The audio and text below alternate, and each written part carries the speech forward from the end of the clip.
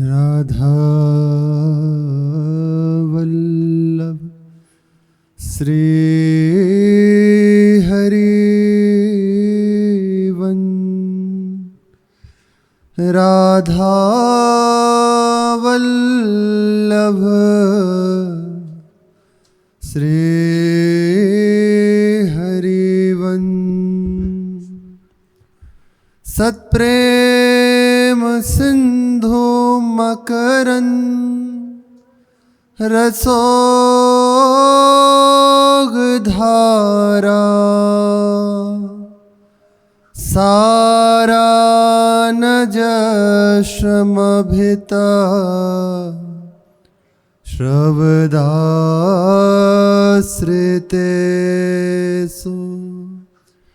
श्री राधिके तव कदा चरणारविंदं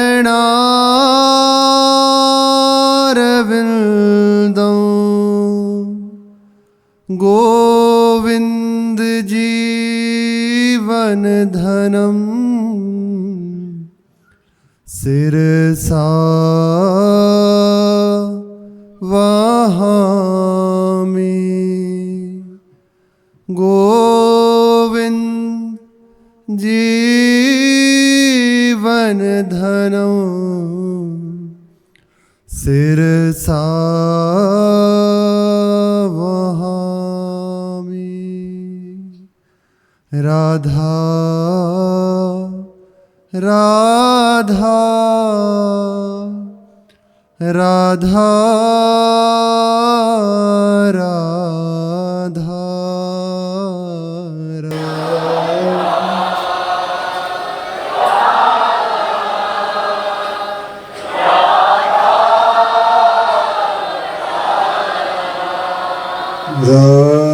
राधा राधा राधा राधा राधा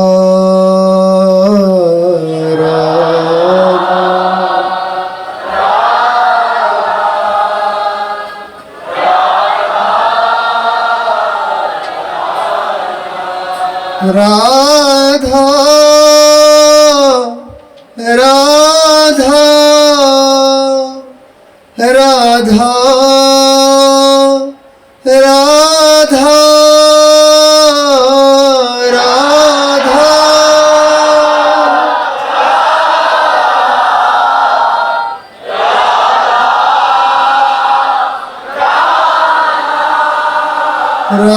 राधा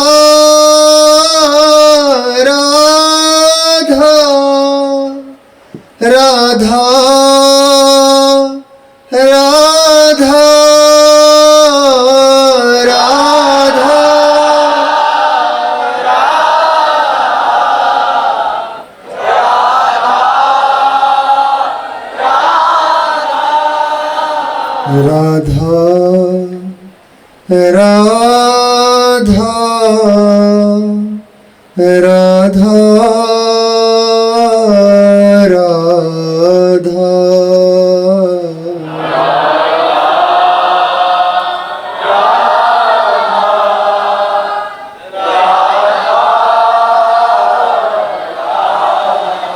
श्री राधा वल्लभ लाल की जय। हरिवंश नाम ध्रुव कहत ही बाड़े आनंद बेली। प्रेम रंग और जगमगे युगल नवल रस केली।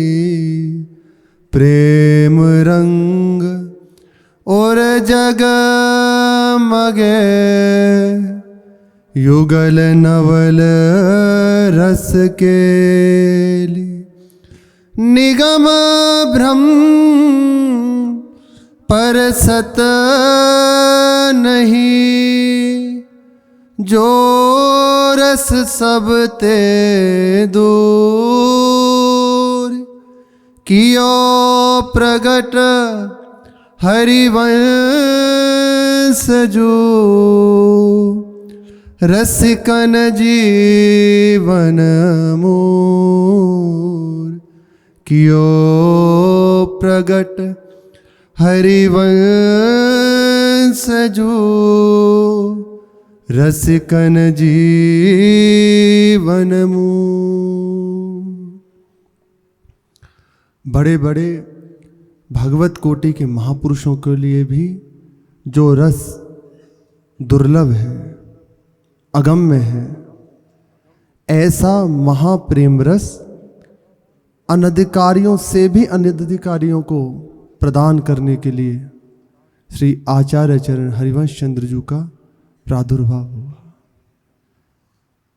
कैसा भी अनधिकारी जीव क्यों न हो, इनके शरणापन्न हो जाए, निश्चित इस रस का अधिकारी हो जाएगा।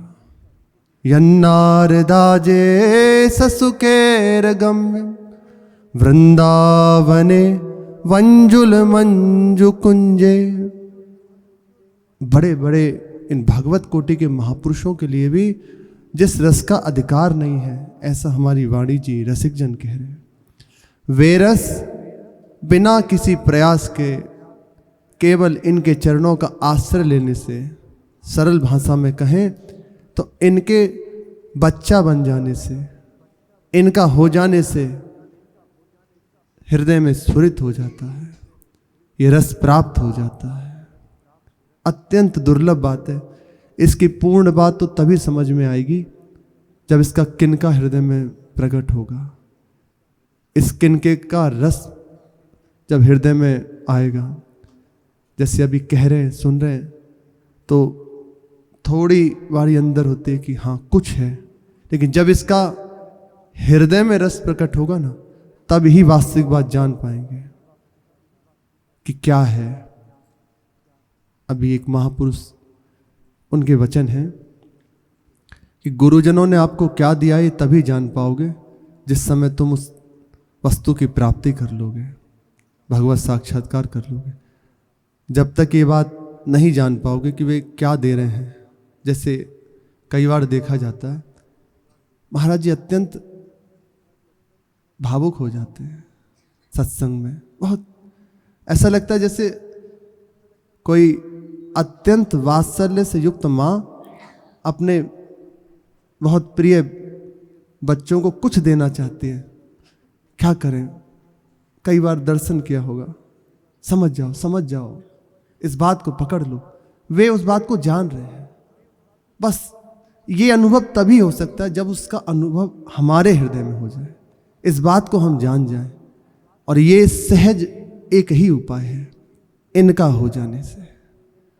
इसी रस को, इस दुर्लभ रस को प्रदान करने के लिए ही श्री महाप्रभु हरिवंश चंद्र जी का प्रादुर्भाव हुआ।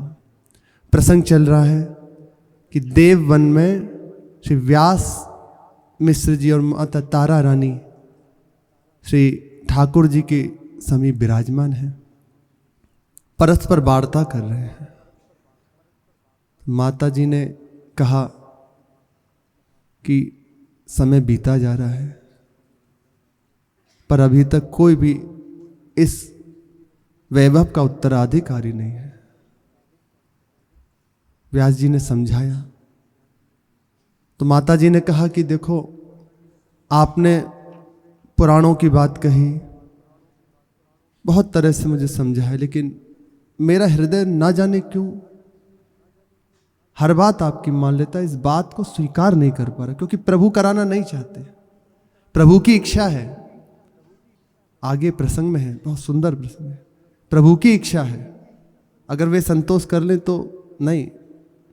भक्त के हृदय में कामना भगवान की दी हुई होती है, भक्त की अपनी कोई कामना नहीं होती। कामना है तो अभी भक्त नहीं, कामना ही बंधन का हेतु है, कामना ही बांधे हुए है। सारे दुख की जड़ कामना है। आज यदि सत्संग के प्रभाव से इस कामना को छोड़ दो तो अभी जीवन मुक्त हो, अभी दुख से मुक्त हो जाओ। समस्त परेशानी का हल है, कोई कामना मत करो। जो ही तुम राखतो वचनों को पकड़ो। त्यों ही रहियत हो हरि नागर, जैसे जैसे आप रख रहे हो, हे हरि जैसो तैसो तेरो, जैसे आपकी प्रसन्नता हो। देखो भगवद आश्रित जनों का अपनी कोई बात नहीं, जैसे प्रभु रख रहे हैं उनसे वार्ता करो तो इतना ही कहते हैं, हाँ श्री जी की इच्छा से ऐसा हो गया, श्री जी की इच्छा से ऐसा आगे विचार है। अपनी इच्छा नहीं, श्री जी की इच्छा, प्रियाजू जैसा करा ले। श्री जी आपकी कामना तो बंधन है, और जन्म जन्मांतर से जो बंधन हमें प्राप्त हो रहा है वे इसी के कारण है, हमारी इच्छा होने के कारण। बार बार जन्म, बार बार मृत्यु। इससे यदि मुक्त होना है तो एक ही उपाय, अपनी कामनाओं को प्रभु के चरणों में अर्पित कर दे। छोड़ पाना बड़ा कठिन है, बहुत कठिन है। जैसे कह रहे हैं कि कामनाओं को छोड़ दो, बहुत कठिन है वास्तविक, क्योंकि कामनाओं की भीड़ लगी हुई है। एक क्षण भी मन शांत नहीं बैठता, ऐसा कर ले, ऐसा किया, ऐसा, वो हर समय नई नई तरंग, नई नई। साधक है तो उसके अंदर साधना की वृत्तियां, इतना जप कर लूँ, ऐसा कर लूँ, वो शांत नहीं होकर बैठता। इसको शांत करने का उपाय एक ही है, गुरु की बात को मान ले। बस अब जो गुरु जी कह रहे हैं वैसा मैं अपने जीवन को बना लूँगा। या जो घर परिवार में है, नौकरी पेशे में है, जो भी उनसे सेवा बन रही है वो प्रिया प्रीतम की प्रसन्नता के लिए हो रही है, उनके सुख के लिए हो रही है, बस हो जाएगी बात। उनके हृदय में प्रबल कामना इस बात की जागृत हो रही है कि हमें पुत्र हो, प्रेम रस से हृदय जिसका भरा हो, श्यामा श्याम के अनुराग में डूबा हुआ हो, ऐसा पुत्र हमें प्राप्त हो। ये कामना प्रभु की दी हुई है। व्यास जी चुप हो, आंखों में आंसू दोनों जनों के। अभी परस्पर वार्ता चली रही थी कि सेवक से सूचना मिली, परमहंस श्री नरसिंह आश्रम स्वामी पधार रहे हैं। ऐसा लगा मानो कि भगवान ने हमारी विनय सुन ली, क्योंकि इस समय कोई उत्तर नहीं दोनों के पास ही। मानो वांछा कल्पतरु स्वयं प्रभु पधारे हों हमारी बात की पूर्ति करने के लिए। तुरंत उठे और दौड़े, जाकर देखा अपने परिकर के साथ और भी दंडी सन्यासी साथ थे और बाग में विराजमान है। ऐसा साक्षात परमहंस सुंदर महापुरुषों की महिमा क्या कहे। अनेकों परिकर के साथ मध्य में श्री परमहंस जी विराजमान है। साष्टांग प्रणाम किया, उच्चासन पर विराजमान किया, उनका चरणोदक लिया, पान किया, समस्त गृह में उसे छिड़काया गया, आरती उतारी, फिर प्रार्थना करी कि कृपा करें, कहाँ से भ्रमण हो रहा है, कुशल क्षेम पूछा। सुन के व्यास भये ही हरे, रोम रोम आनंद अति भरे, पुरजन बंधु लिए सब लार, मिलन चले सुनिता ही वार, पद वंदन करि भुज भरि मिले, इत उत परम प्रेम सुख झिले, जहाँ तहाँ पर से हरि धाम, कहे बंधु सो ले ले नाम, प्रभु चरितन की चर्चा करी, आनंद वारिद्र गनिते ढरी, चर्चा करत जाम द्वै गए। 2 जाम 6 घंटे, 8 या 24, 1 या 3 घंटे का होता है। 6 घंटे चर्चा में बीत गए। चर्चा करत जाम द्वै गए, असन कराय बिदा पुनि भय, करवर जोरी बिनती करी, कोमल वाणी आरती भरी, प्रात भवन। व्यास मिश्र जी प्रार्थना कर रहे हैं, प्रभु प्रात भवन चली पावन कीजय, सब ही कृपा करि दर्शन दीजय, सब ही कृपा करि दर्शन दीजय। श्री स्वामी जी महाराज बाग में ही बैठे हुए हैं। महापुरुषों को एक नशा होता है, भगवत चर्चा का, वो कोई भी उनके संपर्क में आ जाए, बस वो क्या कहेगा इससे पहले अपनी चालू हो जाती है। महाराज जी की चर्चा प्रारंभ कैसे हुई? ऐसे ही हुई। महाराज जी पहले तो नियम ही था कि किसी से मिलना नहीं है, कोई वार्ता ही नहीं है, और ऐसे रहते थे कि सामने वाला पास ही ना आए। वो संन्यास का स्वरूप, पास ही ना आए। पर कोई विशेष श्रद्धा दिखाकर पास आता तो दृष्टि रुद्र दृष्टि थी। अभी तो परम कोमल श्रीमुख, ऐसा लगता है कि करुणा बरस रही है। मुख कमल, वो भ्रकुटियों को देख के हिम्मत नहीं होती। कई बार ऐसा होता था, अब तो नहीं। हिताश्रम हितधाम में कि महाराज जी जिस समय तक इसे रोक पे ज़्यादा ध्यान नहीं दिया, आसन में बैठे हैं, तो जो पुरानी कुटिया थी ऊपर जाने की हिम्मत नहीं होती थी। सीढ़ियों से ऐसा प्रभाव, और उसमें भ्रकुटी तनी हुई, लगता था कि गुस्से में क्यों है पर वो अपने स्थित सहज में किसी से बात नहीं करते। और यदि कोई बहुत श्रद्धावान है किसी के द्वारा, जैसे महाराज जी के कुछ जन थे, श्री गोसाई जी या और भी, जो महाराज जी से प्रियता रखते, उनसे चर्चा करते, उनके समीप आए, उनके साथ आए, तो सीधा अपनी बात कहना शुरू कर देते। प्रिया प्रीतम से उनकी लीला, उनकी चर्चा, वृंदावन धाम की महिमा, नाम की महिमा, रूप की महिमा, बस ये प्रारंभ। वो उससे पहले कहे कि घर में ये कलेश है, कि ऐसा होगा। ये अभी का नहीं है, जैसे महाराज जी कह रहे हैं, यहाँ कोई चर्चा नहीं, केवल श्यामा श्याम की प्राप्ति। ये प्रारंभ से ही है, कोई चर्चा नहीं। अभी तो भी वार्ता कर लेते हैं, पहले तो ये भी बिल्कुल नहीं था, बिल्कुल नहीं। अब तो भी अपने जनों पर करुणा करके, लेकिन उस समय बिल्कुल निषेध था। जो पुराने जन जानते हैं, सीधी बात, सब तज हरि भज, ये महाराज जी का सिद्धांत है। सब तज हरि भज। अब तो एकदम करुणा मूर्ति हैं, जैसे चाहे वैसे सब लूट लो, ऐसे बैठे।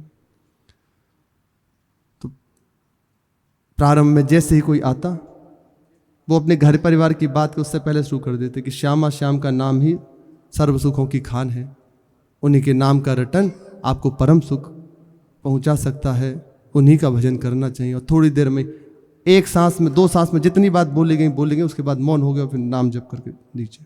अब चुप, क्या बोले, या तो थोड़ी देर बैठेगा, उठ के चला जाएगा। ऐसे चर्चा शुरू हुई। जब महाराज जी की थोड़ी थोड़ी देर की बात शुरू होती, बैठने लगे।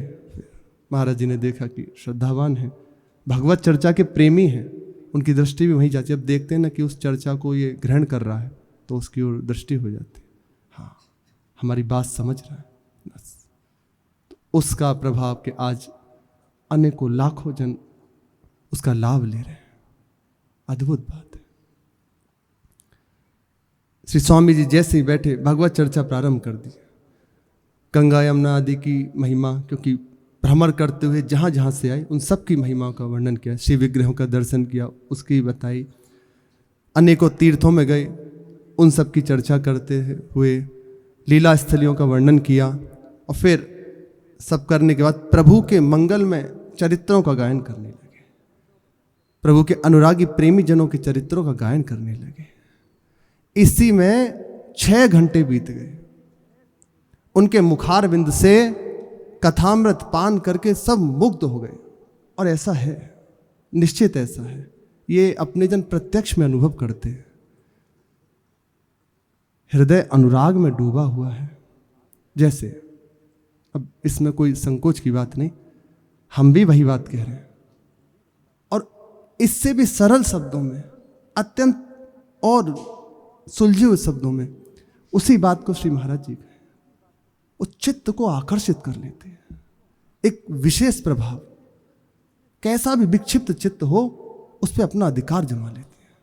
ये महापुरुषों की महिमा है, भागवत प्राप्त महापुरुषों की ये विशेषता। इसीलिए वे कुछ ना कहें, कुछ ना करें, मिले ना, केवल उनकी वाणी जैसे ही कान में पड़ी, आपके चित्त का परिवर्तन होने लगेगा। ये विशेषता है भागवत प्राप्त महापुरुष की।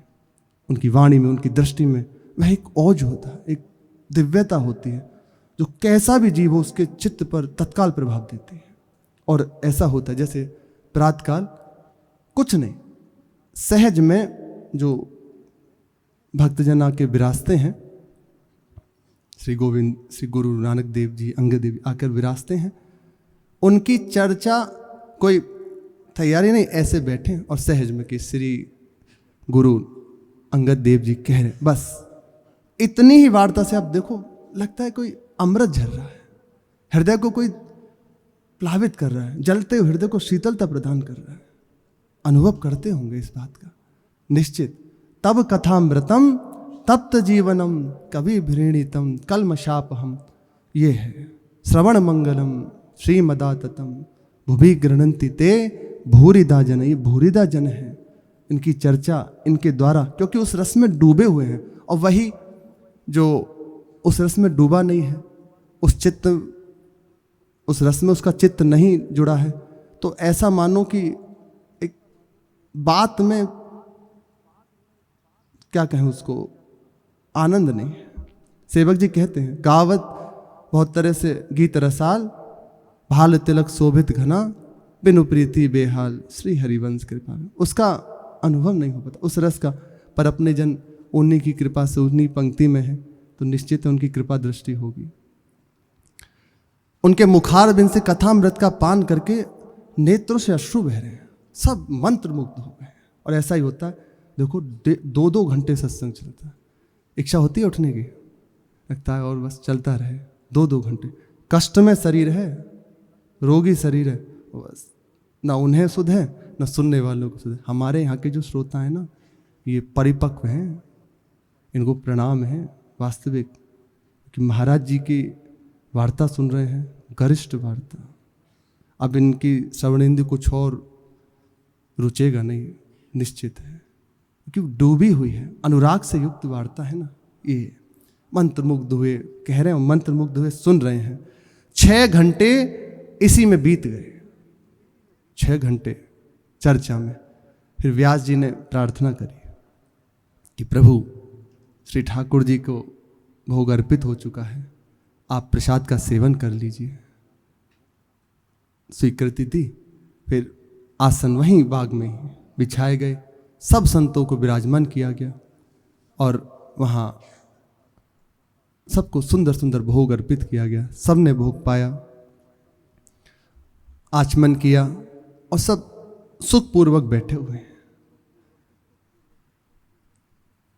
विचार कर ही रहे थे नरसिंहासन स्वामी जी अब यहाँ से पधारने का, तो व्यास जी ने प्रार्थना करी कि प्रभु, यदि कोई आपको असुविधा ना हो, तो समय ज़्यादा हो चुका था रात्रि का, अगर असुविधा ना हो तो प्रातःकाल श्री ठाकुर जी का दर्शन करने के लिए पधारें, अपने चरणों से घर को पावन करें, समस्त परिकर को कृतार्थ करें। तो स्वीकृति दे दी। हाँ, नगर से बाहर रुके हुए थे, वहाँ से स्वीकृति प्रदान करी, और संतों के सहित नगर से बाहर आकर ठहरे। रात्रि भर श्री व्यास मिश्र जी विचार करते रहे, क्या करना चाहिए, कैसे करना चाहिए। प्रातःकाल साक्षात भगवान ही है, संतों का आगमन भगवान से भी बढ़ के है, पधारेंगे, क्या करूं।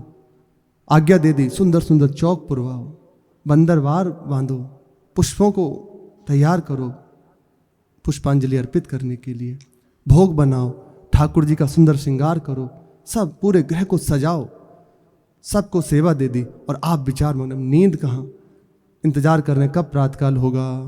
अनुज बिनती मान जुलई, घर चलिवे की आज्ञा दई, बंधु दरस भयो सुखित जूहियो, आई भवन विश्राम जुकियो, नाना विधि के पाक बनाए, तेले प्रभु के भोग धराए, व्यास बंधु को लेन जुगए, चरण बंदी आनंदित भय, सहित समाज अनुज ग्रह आए, चरण ध्याय सादर बैठाए, चरणों दिखले भवन पखार्यो, पुन सब हिनुले मस्तक धार्यो।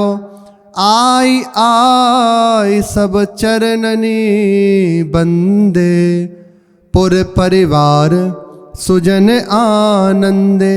नाना विधि के पाकज पर से, जयवत हरिजन अति सुख सर से। जयवत हरिजन अति सुख सर से। व्यास जी प्रातःकाल होते ही अपने नित्य नियम ठाकुर जी की सेवा आदि करके तुरंत अपने बंधु जनों को लेकर और निज जनों को लेकर नगर के बाहर उन्हें बुलाने के लिए गए। देखते ही साष्टांग प्रणाम किया और प्रार्थना करी, प्रभु पधारे। आप स्वयं हाथ में पावड़े लिए हुए, एक सेवक छत्र लिए हुए, चंवर लिए हुए ऐसे ला रहे हैं। साक्षात भगवान आ रहे हैं। भगवान से बढ़ के संतों का हाथ है। साक्षात भगवान आ रहे हैं। आगे आगे श्री व्यास मिश्र जी पावड़े डाले हुए, नेत्रों से भी अश्रु वर्षा हो रही है, पधार रहे हैं। जैसे ही महल में प्रवेश किया तो सबसे पहले श्री ठाकुर जी का दर्शन, श्री राधा मोहन जी का दर्शन किया, उन्हें प्रणाम किया। फिर इसके बाद अंदर प्रवेश किया। वहां उच्च आसन पर श्री व्यास जी ने श्री नरसिंह आश्रम स्वामी जी को बिठाया। आप बैठे। श्री तारा रानी जी और व्यास मिश्र जी दोनों ही चरणों को पखार रहे हैं। पोंछा, चंदन आदि लगाया और माला अर्पित करके आरती की, चरणामृत लिया। पूरे घर में ये चरणामृत छिड़का गया, बहुत मंगलमय है। फिर प्रार्थना करी कि सब भोग आरोग्य प्रभु का प्रसाद पाइए, स्वीकृति दी। सुंदर सुंदर सभी संत जनों को प्रसाद पवाया गया। प्रसाद पाने के बाद सहज ऐसे बैठे हुए थे, सुखपूर्वक। वहीं श्री तारा रानी जी और व्यास मिश्री चरणों के समीप ही मानो गोद में लेकर बैठे थे। प्रार्थना करें आंतरिक। ऊपर से श्री नरसिंहाश्रम जी देख रहे हैं। लोक व्यवहार की दृष्टि से पूछा कि कहो व्यास कैसे हो, सब कुशल तो है, सब मंगल है ना। उन्होंने कहा कि प्रभु श्री चरणों की कृपा है, सब मंगल है, बहुत कृपा है। इतना ही कहा। फिर तारा रानी जी से पूछा, उनकी ओर दृष्टि गई तो देखा उदास बैठी है। एकदम हृदय में हुआ कि क्या बात है, तुम उदास क्यों हो बेटी। श्री स्वामी जी पूछे, तुम उदास कैसे हो, कोई परेशानी है, कोई कष्ट है। कहा नहीं नहीं, कोई कष्ट नहीं है। आपकी कृपा से, आपके दुलार से किसी बात की कोई भी कमी नहीं है, कैसा भी कोई कष्ट नहीं है। लौकिक पारलौकिक किसी भी वस्तु की कोई हमें आवश्यकता नहीं है, उसकी कामना नहीं है। बस एक चाह मेरे हृदय में बहुत प्रबल हो रही है। ये चाह मुझे उदास किए हुए है। संकेत से पूछा कि क्या चाह है, ऐसी कौन सी चाह है जो तुम्हारे हृदय में है। आप लोग के हृदय में ऐसी चाह कौन सी है जिससे तुम्हें उदास होना पड़े, क्योंकि ये कोई सामान्य जन थोड़े हैं, भगवद अनुरागी प्रेमी जन है। कहा प्रभु सब कुछ है, किसी बात की कोई कमी नहीं है, सब परिवार वैभव संपन्न है, बादशाहों जैसा वैभव है, बादशाह भी अधीन है, भगवत आराधन भी आपकी कृपा से, प्रभु की कृपा से हो रहा है, समस्त भोग सामग्रियां हैं। बस एक ही बात है, इस सब वैभव का, इस समस्त वैभव का भोग करने वाला कोई नहीं है, इसका सेवन करने वाला कोई नहीं है, इसका अधिकारी कोई नहीं है। अगर कोई पुत्र होता भगवत अनुरागी तो मेरा हृदय निश्चित प्रसन्न होता। इसी से संतान की कामना से ही मेरा हृदय उदास है। बात सुनकर उन्होंने एक बार श्री व्यास जी की ओर देखा, उन्होंने ग्रीवा झुका ली, मानो मौन स्वीकृति दे दी कि ये जो कह रही हैं बात तो ठीक ही है। फिर भी स्वामी जी ने कहा कि ठीक है, तारा रानी तो नहीं जानती, लेकिन व्यास तुम तो जानते हो कि इस जन्म में क्या अगले जन्म में भी तुम्हारे पुत्र योग नहीं है, तुम्हारे भाग्य में नहीं है, संतान का योग तुम्हारे नहीं है।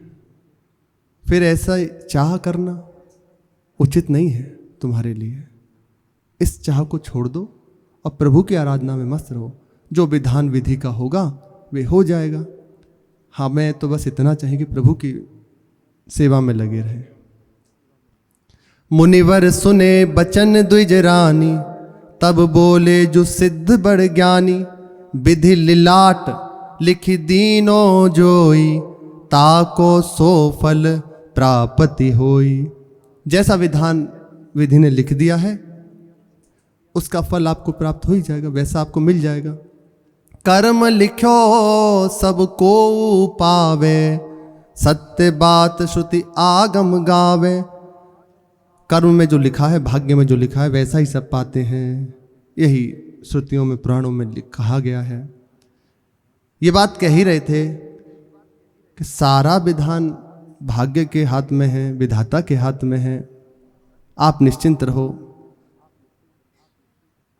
बीच में ही तारा रानी बोल पड़ी, क्यों को करे तुम्हारी सेवा, या को फल जो बतावे देवा।